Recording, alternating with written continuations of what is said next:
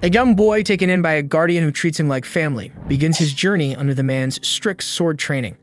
With time, discipline, and determination, the boy grows stronger until he eventually becomes a legendary demon hunter, wielding a sword feared by all who dwell in darkness.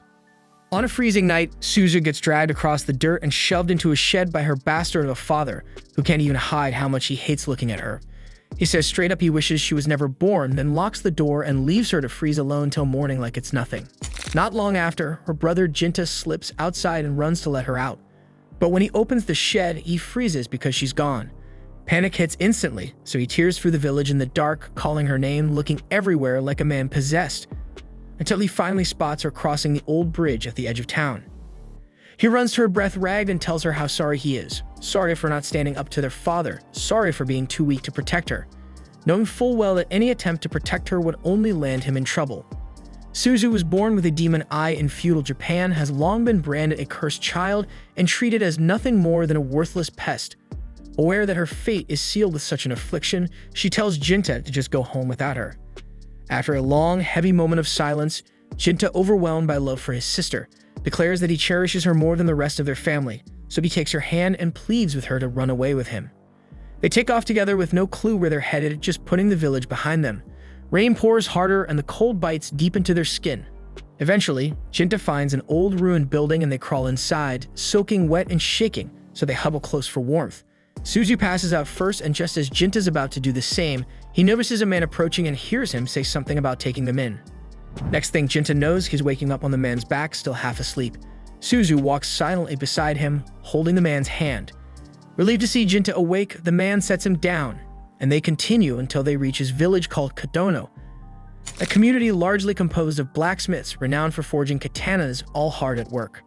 The man then escorts Jinta and Suzu to his home, and as soon as the door swings open, his daughter darts out to greet him. Excited yet curious about the two children trailing behind, the man tells her that Jinta and Suzu will now be living with them. He asks his daughter if she's okay with this, and she lights up at the prospect, thrilled to have new friends to play with. She eagerly approaches Jinta and introduces herself as Shirayuki, hoping the three of them will get along splendidly from now on.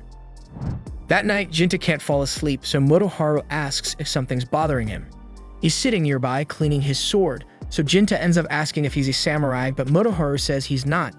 He tells Jinta he's actually a sentinel, and his job is to protect the people and places that matter most. Later, Jinta and Suzu head out to the river where they meet up with Shirayuki and Chitose. On the way back, Jinta brings up Yoke's, Shirayuki's mother, who helped him and Suzu stay in the village. Shirayuki explains that Yoke's isn't just her mom, she's the shrine maiden of Itsukiheim, chosen by a fire supreme being, and no one's allowed to see her except the village chief and her sentinel, who also happens to be her husband Motoharu. The next morning, Jinta trains with Motoharu, but since he's still a rookie with a sword, he keeps getting knocked to the ground without even landing a hit. Motoharu doesn't go easy on him either, but tells him that if he keeps training, he'll get there eventually. Years go by and Jinta ends up becoming the new sentinel for the Shrine Maiden. Now he's sitting in a meeting with the village officials and the maiden herself. She stays hidden behind a curtain as usual, and once the meeting begins, she starts by praising Jinta for how well he's handled recent demon threats. Jinta keeps it humble and says he's just doing his job. The last demon he fought had taken on human form and tried to sneak into the village. One of the officials starts looking uneasy after hearing that, and the others ask Jinta if he knows why a demon would try to do something like that. Someone suggests that the demon might have been after the Shrine Maiden, since there's a legend that says if a demon eats a maiden's liver, it becomes immortal. But it could also be after the Yurei sword. That blade's been passed down through Shrine Maidens for generations, and it's a major artifact, so it would make sense that demons would target it too. One of them adds that the Yurei was forged by one of the most skilled blacksmiths in recorded history, and it's rumored to have mystical powers sealed inside. If demons are truly after it, then things could get real bad for the village, so the chief tells everyone to stay alert. But Kiromasa doesn't seem worried at all. He says there's nothing to be afraid of since both he and Jinta are guarding the maiden, but then he throws a jab and says he doesn't think Jinta's cut out for the job. That's enough to set Jinta off, and the two of them look like they're about to argue, but before it goes too far, the chief steps in along with the maiden and tells them both to shut it. The meeting wraps up and everyone starts leaving the shrine. Everyone except Jinta, since it's his job to stay and protect the Shrine Maiden. Once they're alone, the Shrine Maiden finally steps out of her room, and it turns out to be Shirayuki. Jinta immediately questions her, asking what the hell she's doing showing herself like that. she's supposed to keep hidden. But Shirayuki brushes it off because she and Jinta have known each other forever, and she doesn't see the point in pretending to be formal around him. She casually mentions that Suzu's here too, which catches Jinta off guard. The shrine is supposed to be off limits to outsiders, especially regular villagers like Suzu, so technically she's not supposed to be here at all. When they find Suzu asleep nearby, she looks exactly the same as she did years ago, like time hasn't touched her. She jumps up the moment she sees Jinta and lights up, happy to finally see her big brother again. He's been so busy hunting demons that she barely ever gets to spend time with him anymore. But even though Jinta's happy to see her too, he doesn't hold back and scolds her for sneaking into the shrine. She tries to argue, saying it's not fair that Jinta can see Shirayuki whenever he wants, but she can't. Still, rules are rules, and Jinta tells her flat out to go back home. After Suzu leaves, the village chief shows up again, saying he needs to talk to Shirayuki about something important. He asks Jinta to give them some space, but Jinta refuses at first. He's her sentinel, and he's supposed to stay close no matter what. But Shirayuki steps in and tells him to take the rest of the day off. After a short pause, he gives in and heads out. Meanwhile, beyond the village walls, 2 demons are tracking Suzu. Her demon eye caught their attention, and they've made her their next target. Later that evening, Shirayuki sneaks out of the shrine and meets up with Jinta because there's something serious she needs to get off her chest. Earlier, during her talk with the chief, he told her that she needs to start preparing to produce an heir, just in case something happens to her. With the recent demon attacks, it's not that far-fetched. If she dies, someone has to take her place. So the decision was made, and she's going to marry Kiyomasa. He's the chief's son, and he's expected to take over the village one day anyway. Jinta finds himself conflicted by the news, and Shirayuki too is far from pleased. In a moment of vulnerable honesty, she confesses that she is in love with Jinta and had even planned to ask him to run away together to start a new life. However, she knows he would never agree because Jinta had sworn an oath to protect this village, dedicating years of rigorous training to become strong enough to defend it. Shirayuki too took a solemn vow when she became the Shrine Maiden, so running away now would be nothing short of an insult to everything they have both sacrificed and built. More time passes and Jinta finds himself called into another meeting. This time is to report a demon sighting in the forest. Without hesitation, he's assigned to take it down, and he gets ready to head out immediately. But just before he can leave, Kiyomasa steps in and blocks his path. He brings up the obvious. Surely Jinta's heard by now that Shirayuki's going to marry him, so he doesn't get why the damn Jinta's acting like it doesn't bother him. Jinta keeps a straight face and tells him there's nothing to be upset about because all that matters to him is keeping the village safe and protecting the Shrine Maiden. And that's it. The crazy part is that Kiyomasa isn't even trying to gloat because he knows exactly how this looks. He knows Jinta and Shirayuki love each other, and even if he's the one marrying her, none of it feels right. It just feels messed up. But Jinta doesn't flinch because he's already made his choice, and without another word, he turns and leaves the village to handle his mission. Deep in the forest, it doesn't take long before the demon shows itself. It's a massive brute, and it comes at him fast. But before things kick off, Jinta asks if it's working alone because the report said there were supposed to be 2. The demon Duva grins and says his partner had something else to take care of back in the village. That's not good, but Jinta has no choice but to deal with this one first. He charges in and lands a brutal swing, slicing straight through one of the demon's arms. But instead of screaming in pain, Duva just backs up and laughs. He picks up the severed limb like it's nothing and tells Jinta he's impressed because not many people can land a hit like that. Meanwhile, back in the village, Suzu comes face to face with the second demon, Tumi. She freezes on the spot, absolutely terrified, but Tumi just smiles and tells her there's no need to be afraid because after all, Suzu's a demon too, just like her. Suzu immediately denies it and refuses to believe it, but Tumi can see right through her. She figures out fast that Suzu's unwavering love for Jinta must be preventing her from fully embracing her demonic nature, a notion that she finds both ironic and oppressive, as it implies Jinta has showered Suzu with so much affection that it stunts her transformation. Suzu loves Jinta more than anything, so hearing Tumi say that makes her feel calmer. She starts to relax a bit, and now that she isn't so scared anymore, Tumi makes her offer. She asks Suzu to join her, to use her power and help out. She promises she won't hurt her, and since everyone knows demons can't lie, she says Suzu can trust her. But Suzu shakes her head because she knows that even if Tumi means what she says, helping her might lead to Jinta getting hurt, and that's a risk she can't take. Tumi frowns, but she doesn't give up. Instead, she changes tactics and shows Suzu a vision.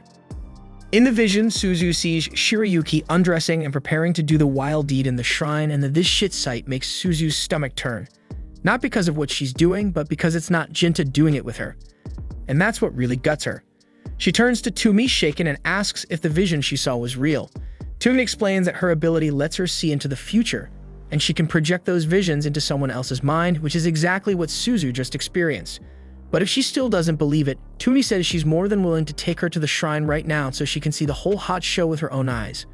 Meanwhile, out in the woods, Jinta is still locked in combat with Duga. But before they clash again, he stops and demands to know why demons attack humans, so Duga replies simply that each demon has a purpose, and his purpose is to stall Jinta. Endowed with the power of assimilation, Duga can consume other demons to acquire their abilities and even reshape his own body at will. Jinta doesn't have time to sit and chat, so he launches forward, determined to end the fight in one strike. But as soon as he moves in, Duga smashes his arm clean off. And when Jinta tries to counter by aiming for the neck, Duga bites down on the blade and shatters it in one snap. It should have been over and Jinta should have died right there. But at the last second, Jinta grabs a shard from the broken sword, and with all the strength he has left, he slams it straight into Duga's heart. In a surprising twist, Duga accepts his defeat with a grim sort of satisfaction, and he reveals that his partner Demon possesses foresight, having seen 170 years into the future. And according to her vision, the mightiest demon of all time resides here, a revelation that makes Jinta suspect she's referring to Suzu. But before he can move, Duga says he's got one last parting gift for him. Suddenly, his severed arm springs to life, grabs Jinta's head, and squeezes it tight until he blacks out. Back at the shrine, Kiromasa is already on top of Shirayuki. All he needs to do is finish the job, get her pregnant, and secure the heir. With Jinta off on his mission, it's the perfect time. Otherwise, the poor guy would have had to sit outside and listen while Shirayuki moaning from inside the shrine. And as messed up as it is, Kiromasa already feels guilty enough. But before any damn thing can happen, the curtains rip open, and Tui appears, dragging Suzu behind her to show her exactly what the hell is going down. And that shit show makes Suzu breaks. In the meantime, Jinta wakes up in the middle of the forest. Somehow his arm is back, restored like nothing ever happened, but there's no time to question it. If Tumi really made it into the village, then Suzu could already be in danger, so he gets up and takes off running, full speed toward home. At the same time, Suzu is stuck trying to process everything she just saw. Watching Shirayuki and Jinta in love was already hard, but she swallowed it all for the sake of Jinta's happiness. She even refused to grow up, kept herself frozen in that same small body, just so she wouldn't be a burden on their relationship. But now she finds out Shirayuki is marrying someone else, so that was it.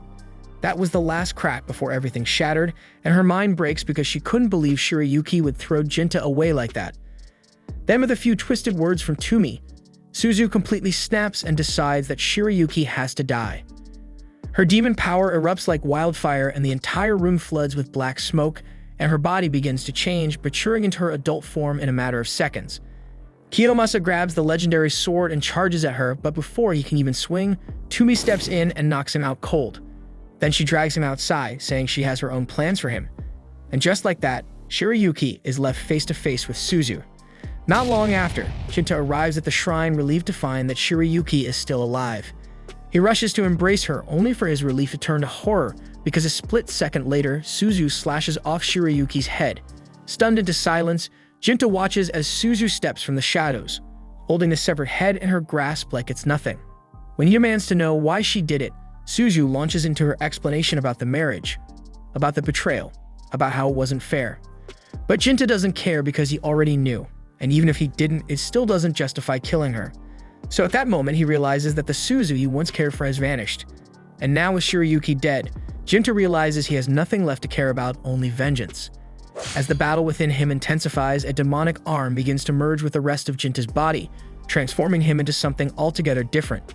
His expression turns ice cold and his eyes are filled with nothing but hate.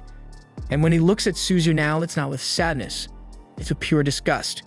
She can understand why, because all she ever wanted was to make him happy, and that's all she tried to do. But the look in his eyes tells her everything. He's done with her, just like everyone else. So she decides to end it. If Jinta's going to turn his back on her, then she'll kill him too, and she drives her blade into his stomach. But nothing happens, and Jinta doesn't even flinch. So the next second, he drives his fist straight through her chest. Suzu collapses, gasping, blood pouring out of her, but she's not dead yet. So as Jinta moves in to finish her, Tumi throws herself in the way. She takes the full hit, sacrificing herself to save Suzu one last time. As she starts fading, she tells Suzu to leave and run while she still can. Suzu stumbles away, weak and broken, but alive. And just before she disappears, she turns back one final time and tells Jinta that she has nothing left, and that this world took everything from her. And no matter how long it takes, she'll be back. And when she returns, she'll burn it all to the ground, and on the final day, she'll kill him for betraying her. Hearing her vow, Tui's eyes gleam with wild excitement because she believes that by fulfilling Suzu's promise of vengeance, she has finally accomplished her purpose. Her maniacal laughter reverberates, inciting Jinta's fury as he struggles to understand how the hell they could regard needless death as their ultimate goal. Tumi, sensing his outrage, calmly reveals that in the far future she saw, demons don't exist anymore. Humans had evolved so far that demons faded into myth. But now with someone like Suzu alive and fully awakened, the bloodline won't end, and she smiles one last time and fades away for good. Later, tragedy strikes in Kodono as a massive fire devastates the land and homes. Amid the ruins, Jinta cradles the lifeless body of the princess, consumed by guilt for failing to protect her, and he fervently confesses his love for her. The following morning, while the villagers begin rebuilding from the ashes, Jinta prepares to head out. That's when the village leader greets him warmly and learns of his plans to venture forth and defend humanity against the looming threat of a demon lord, whom some fear might even be Suzu. The old man, with sorrow in his eyes, wonders if Jinta can truly bring himself to slay his own sister. In response, Jinta bitterly declares that he has no choice but to harbor hatred for the one who murdered the woman he loved, even as he hopes for a more merciful resolution to come. But before departing, the village head presents Jinto with the revered Yurei sword, declaring that henceforth he shall be known as Jinya. Though Jinta feels unworthy of such an honor, the elder explains that the demise of the Isukim lineage left a void that only someone of Jinta's character could fill. In a moment of contrition, the old man falls to his knees and apologizes for forcing the princess into marriage with Kiyomasa, insisting that his actions were meant only to appease his son, not to benefit Kodono. Jinta, despite the bitterness in his heart, accepts the apology and helps the man up, then sets off on his journey with the hope of one day saving the people from the coming calamity. As he departs, the chief vows to erect a shrine in his honor and name it Jinta Shrine, so that if he ever returns, the village will remember the hero he once was. But before he leaves, Chitose rushes up to him, tearfully reminding him that she still sees him as the caring big brother he used to be. Gently, Jinta reassures her that he will return someday. With the village fading into the distance behind him, Jinta reflects on the demon's unsettling contentment in fulfilling its grim purpose. Steeling himself for the long and arduous journey ahead, he marches onward. After many years of travel, he finally arrives at a remote temple, where he meets a young girl whom he believes to be the temple's Miko. By the 1850s, Jinta, who is now going by Jinya, had made a serious name for himself as a demon slayer. One day, he gets called in by some rich guy for what sounds like a pretty important gig. The man introduces Jinya to his assistant Zenji, and tells him that if he needs any more info, Zenji's the guy to ask. After that, the man steps out, leaving the two of them alone. Zenji then greets Jinya politely and asks how much he's been told already. Jinya says the man already gave him the rundown about his precious daughter Natsu, and how he's worried about some demon that's been lurking around lately. But apparently, there's a bit more to it. Jinya's actual role is going to be serving as Natsu's personal guard, because ever since she hit 13, she's been hearing some creepy voice outside her room at night. The demon keeps saying creepy stuff like, "Return my daughter to me," and now she's terrified it's going to snatch her. But before Zenji could go into more detail, the door burst open and Natsu stormed in, clearly upset and looking for Zenji. Her eyes immediately lock onto Jinya, and she assumes this must be the bodyguard her father mentioned. But when Jinya tries to introduce himself, she shuts him down fast. She wants nothing to do with him and tells him to get lost, accusing him of being some sketchy wannabe demon hunter just trying to scam her family. Zenji tries to calm her down and explains that her father searched high and low for someone legit and that Jinya is the real deal, but Natsu isn't having any of it. She demands that Zenji throw him out. That night, Natsu's still wide awake, too anxious to sleep. She's convinced the demon is coming back, so Zenji decides to keep watch outside her room to help her feel safe. Jinya would have been the smarter choice for this, but since she basically kicked him out, Zenji's stuck taking his place. He's not exactly confident he'd be any good in a demon fight, but he promises to stay right there until morning if it helps her sleep better. Natsu really appreciates him being there, but she's still disappointed. Even Zenji seems like he doesn't totally believe her story. Her dad didn't believe her either, because why else would he hire some random wandering samurai instead of someone trusted? Zenji admits he doesn't know if her father truly believes in demons, but what he can say for sure is that the man genuinely cares about her. He wants her safe, even if they don't share blood. Right then, Natsu hears that same creepy voice again, and that damn voice makes her almost piss herself. She panics and pleads with Zenji to do something, but the second he lays eyes on the demon, he's just as shaken as she is. He tells Natsu to stay locked in her room while he tries to handle the situation himself, except he has absolutely no clue how the hell he's supposed to fight something like this. The demon then moves closer, so Zenji braces for the worst, but right before its claws reach him, the damn thing's arm flies off clean in a flash. Jinya then steps out of the shadows, calmly asking the demon to identify itself. But when it doesn't respond, he doesn't wait around. With one smooth, heavy strike, he cuts it clean in two. The demon collapses and vanishes into black smoke, which means for now, Natsu and Zenji are safe. Natsu instantly recognizes Jinya as the guy she threw out earlier, and he turns to her, asking if she still thinks he's some kind of con artist. She stares at the fading smoke and asks if the demon is really gone, but Jinya tells her it's not that simple. In his experience, demons don't stay dead unless they fade into white mist, so the fact that this one turned black is definitely coming back. The next day, Zenji formally thanks Jinya for saving them. And since they both know the demon's not done yet, Zenji asks him to stay another night. Jinya agrees without hesitation, but he has a few questions, specifically about Natsu. Ever since he heard that thing whisper "return my daughter to me," he's been wondering if there's something deeper going on. Zenji nods and starts explaining. Natsu's biological parents were distant relatives of the boss, but they passed away some years back. The boss took her in and raised her like she was his own. And if Jinya's worried she might be some sort of demon child, Zenji is quick to shut that idea down. If she were, there's no way the boss would have taken her in. His hatred for demons runs deep because his wife was killed by one, and after that, his son disappeared and was never seen again. The man's lost everything to demons, and he despises them with every part of his soul. That evening during dinner, Natsu sits across from her father. He asks how things are going with her new bodyguard. She admits that she had her doubts about Jinya at first, but after what she saw last night, she's convinced that he's legit. Still, she wants to know why her father chose him of all people. He leans back and explains that lately, there have been more demon sightings around Edo Town. And not just that, there's also been talk of a wandering swordsman who can kill any demon with a single blow as long as he gets paid. Her father checked into it himself, and the rumors were true. That swordsman is Jinya, and he knew no one else would be better suited to protect his daughter. Natsu feels relieved knowing her father actually believed her about the demon because his trust means more to her than anything.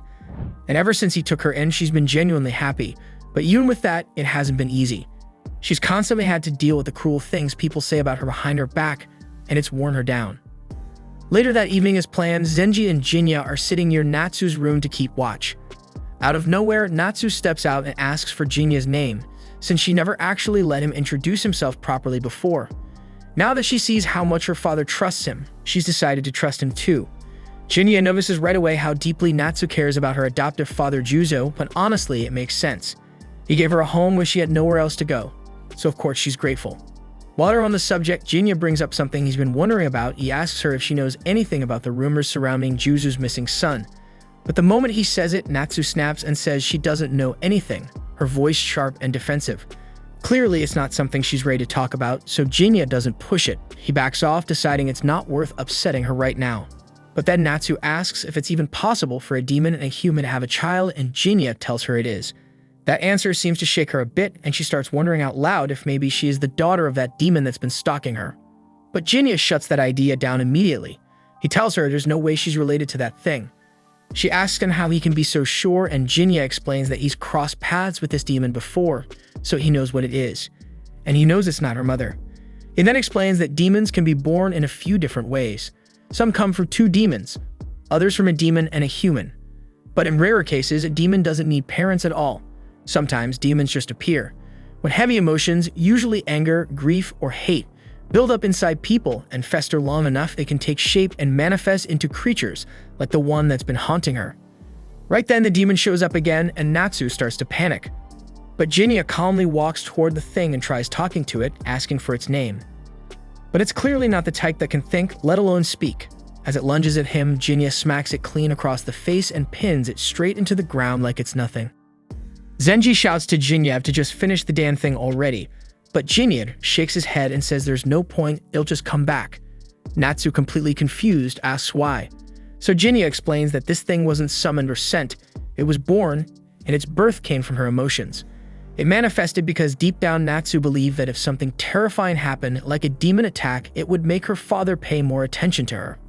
At first Natsu denies it, She doesn't want to believe she's responsible for all this, but as she thinks about it, every word Jinya says starts hitting too close to home.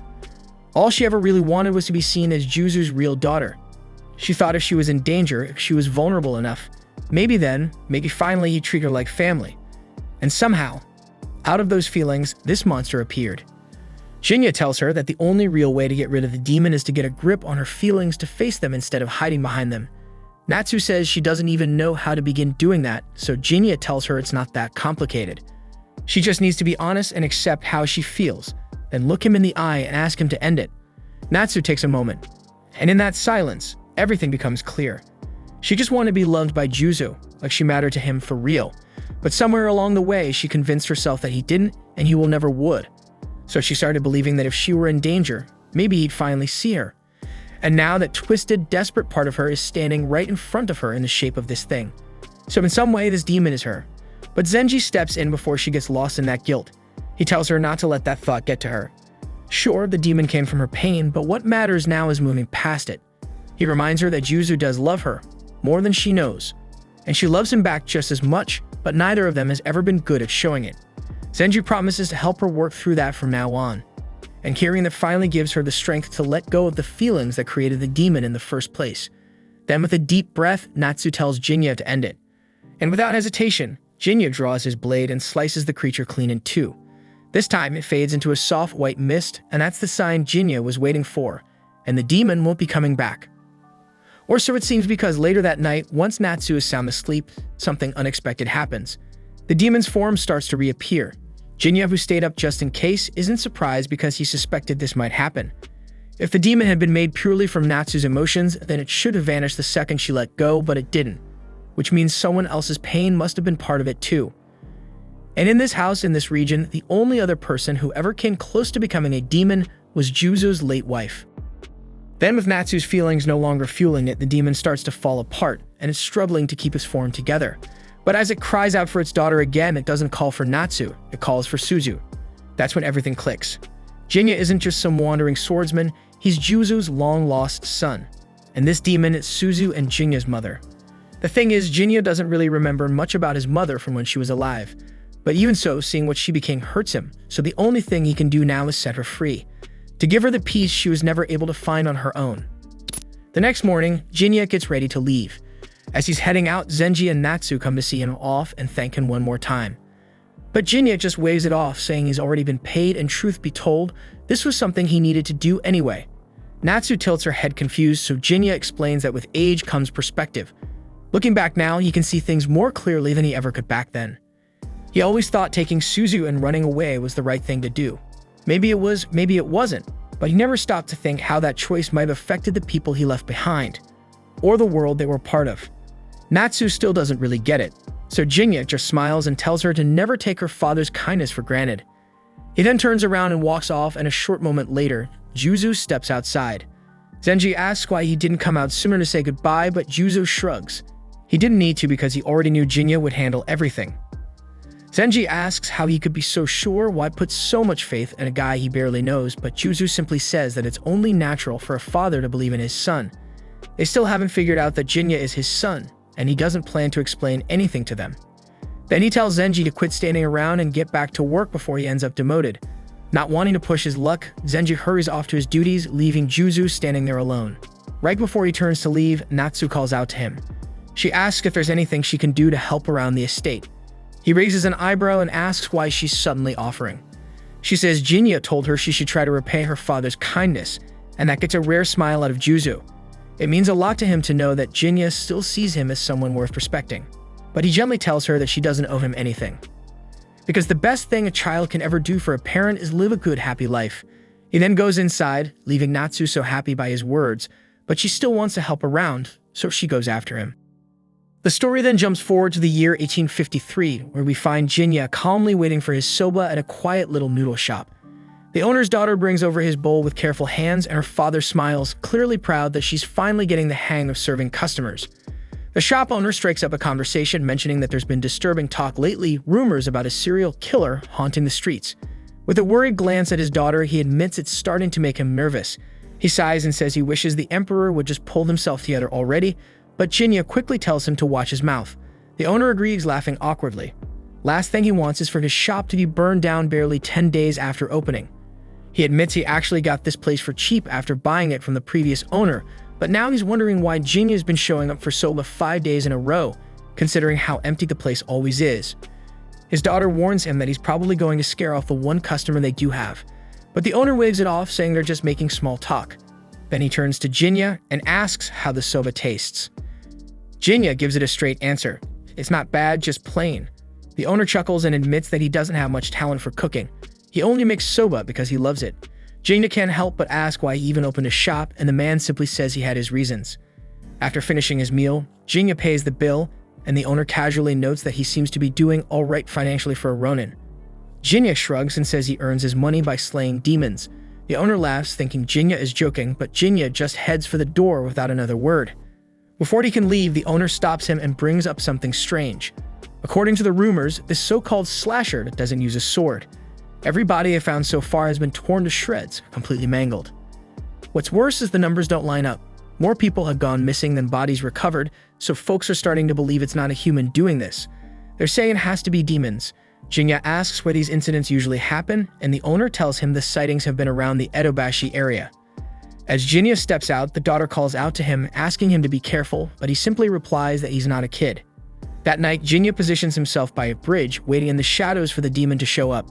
Hours go by, but there's no sign of anything unusual. Just as he's about to leave, a woman's scream echoes through the night, and without hesitation, Jinya bolts toward the sound. When Jinya arrives at the scene, he finds several mangled corpses sprawled across the ground, but no sign of the demon. He glances around, confused because he definitely heard a woman scream, but there's not a single woman in sight. As he begins scanning the area more closely, something invisible lashes out at him, but Jinya barely dodges in time. The invisible demon strikes again, and this time, Jinya manages to block the blow. But before he can retaliate, the demon vanishes and reappears behind him, landing a hit that cuts him. Annoyed now, Jinya morphs his arm into its transformed state, relieved that no one's around to witness this.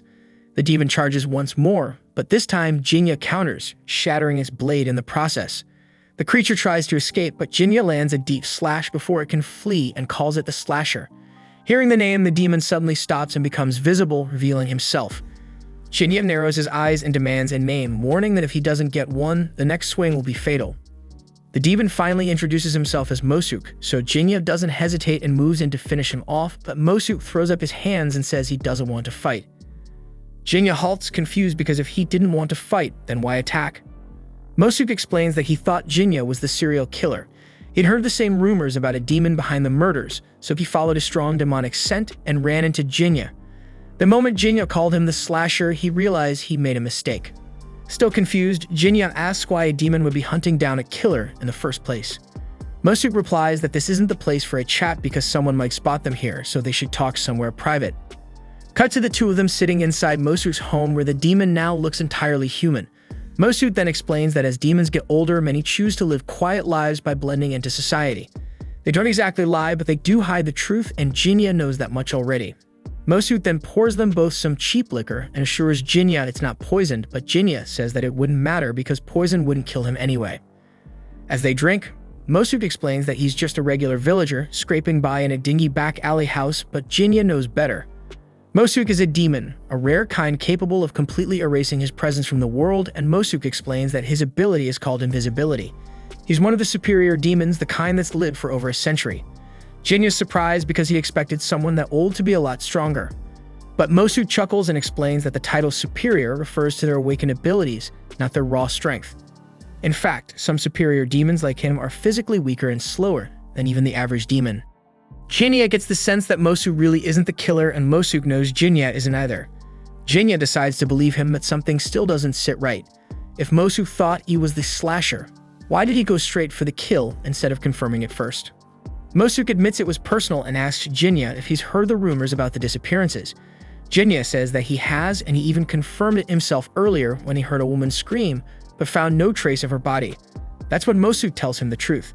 The Slasher only kills men on the spot, but women are abducted.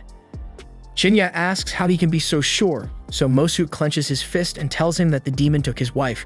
Her name was Hatsu, and she was a kind-hearted human, and she accepted him even though he was a demon. A month ago, she vanished without a trace. 10 days later, her body washed up by the Kanda River. The officer he spoke to said she'd been horribly violated before she died. Mosuke's voice shakes as he talks. Hatsu was a bright light, sweet, sociable, and the only one who ever looked at him with genuine love, and she didn't deserve what happened to her. Mosuke admits he's never cared much for humans, but he loved her with everything he had. Now, all he feels is rage, pure hatred for the thing that took her from him in such a vile, unforgivable way, and he swears that he'll get revenge, so he asks Jinya to step aside to leave the killer to him. But Jinya refuses, so Mosuke asks why, and Jinya simply tells him that it's his job to slay demons. Mosuke gets it, so in that case, they'll do this together. But when they find the slasher, he wants to be the one to finish it. That's when Jinya stops him and asks if revenge is really what he's chasing. Mosuke stares at him for a second, then asks if he doubts him. Jinya says no, it's not about doubt. But no matter who's behind this, human or demon, someone's life is going to be taken. So you need to be sure you're ready to carry that weight. Mosuke tells him demons don't lie, not even to ourselves. And that goes for how we feel too. And with that, Jinya agrees that they'll handle this together. The next night, we see the two of them scouring the city, gathering information about the slasher. They question everyone they can, but come up with nothing. It's frustrating, and they're not exactly thrilled about their lack of progress, but they know they'll have to keep pushing. Later on, the two of them are back at Mosuke's place sharing some sake, and Mosuke decides to ask Jinya a question that's been on his mind. Why does he hunt his own kind? Jinya says it's mostly for the money, and there's no shortage of humans who hate demons, and they're willing to pay a pretty sum to see them wiped out. Mosuke figures there's more to it than that though, because he doesn't see Jinya as the kind of guy who kills without reason, so he presses him about the real reason. Jinya leans back and says it's also about power because he's on a mission to stop a certain demon, and that surprises Mosuke because Jinya did say that he wants to stop it, not kill it. Jinya then tells him that he was born human, but after he watched a demon murder the woman he loved, something in him broke and he turned into what he is now. That's why killing demons who threaten humans feels so natural to him. Mosuke is stunned because even after all that shit, Jinya still wants to spare the one who destroyed his life. Jinya says he won't know what to do until the day he finally faces that demon. Until then, he needs strength first. Mosuke admits it's a lot to unpack, but Jinya just says that he's being spineless. Then Jinya turns the question around. Once Mosuke gets his revenge, what's he planning to do? Mosuke goes quiet for a second, then says he never wanted any of this, and the only reason he tried living like a human was because he hates violence, and he never wanted to be hunted by humans. Also, he never wanted to fight other demons either because all he really wanted was a quiet life with the woman he loved. He says once this is over, he's going back into hiding. He'll tend to Hatsu's grave and that will be the end of it. Jinya then remembers something Mosuke said earlier about him, that he's not the kind of person who does things without a good reason. That's not true because he is carrying a mindless hatred for his sister. The next day, we see Jinya back at the usual soba shop, quietly eating his lunch. The owner's daughter walks over and casually asks if he's had any luck tracking down the slasher, but he tells her that things aren't going so well. The owner then rumbles that making a living is damn near impossible these days. Jinya agrees, then nods toward the girl and says that with a cute waitress like Ofu, they should be packed by now. But maybe people in Edo were just too busy to notice, so the owner smiled, glad someone thought his daughter was beautiful. Jinya says with confidence that 8 out of 10 people would probably agree with him, and the owner grins, telling him he's got good taste. But Ofu quickly steps in and tells her father not to get ahead of himself. He reminds her loudly that she's never even had a relationship before, saying maybe this is a good chance for her. Embarrassed, Ofu cuts him off, asking him not to put Jinya on the spot. She tells him not to worry because she'll leave the nest when the time is right. But for now, she just wants a little more time to be his daughter. Her father quiets down, understanding what she means. She then turns to Jinya with an apologetic smile and says sorry about all that, but Jinya doesn't mind one bit. In fact, he says she's lucky to have a father like that. She's proud of her old man, but it makes her wonder what Jinya's father was like. He explains that he has a younger sister, but their father never treated her right, said she didn't belong in the family and beat her for things she couldn't control. That's why Jinya took her and ran away from home, but it was a long time ago. She gently asks him if he hates his father for that, but Jinya says no, and he gets it now why his father acted the way he did. It doesn't make it right, but he understands. Later that night, Jinya is once again out patrolling with Mosuke, searching for any signs of the slasher, but the trail is cold and nothing so far. Mosuke mentions that there haven't been any new sightings recently, so there's no point in wandering around blind. Just then, he notices a figure standing by a tree, and it turns out to be Ofu. Jinya tells him she's the daughter of the soba shop he always visits, and Mosu quietly notes that it's not safe for her to be out this late, so Jinya nods and starts walking toward her. She then looks up and asks what he was doing out there by himself, but then Jinya notices that Mosu has already turned invisible again and tells him quietly to escort her just in case, because if the slasher really is still lurking, it'd be bad if she ran into it alone. Jinya then asks Ofu what she's doing out here at this hour. She smiles and says she was just out admiring the cherry blossoms, but Jinya points out these aren't cherry blossoms, they're willows. She laughs a little and gently corrects him, saying that these are called snow willows. Technically, they aren't true willows, and they're not quite cherry blossoms either. They just resemble willows in how they hang, but they belong to the same family as cherries. So basically, it's not a cherry blossom and it's not a willow. It's a little bit of both and yet neither. Jinya looks at it for a moment and says it's a pitiful kind of plant. But Ofu disagrees and she thinks it's beautiful. Even if it doesn't perfectly fit into either category, it still blooms lovely flowers every year. She doesn't know what the plant feels exactly, but if it were really sad and empty, it wouldn't keep blooming the way it does. So no, it doesn't need his pity because it'll keep blooming every spring, no matter what people call it, and that's just how it lives. Jinya looked at the flower again and realized she was right, that really was its way of life. He then tells her they should head back because her father's probably worried sick by now, and she nods. Thanks for watching. Subscribe to not miss the next part.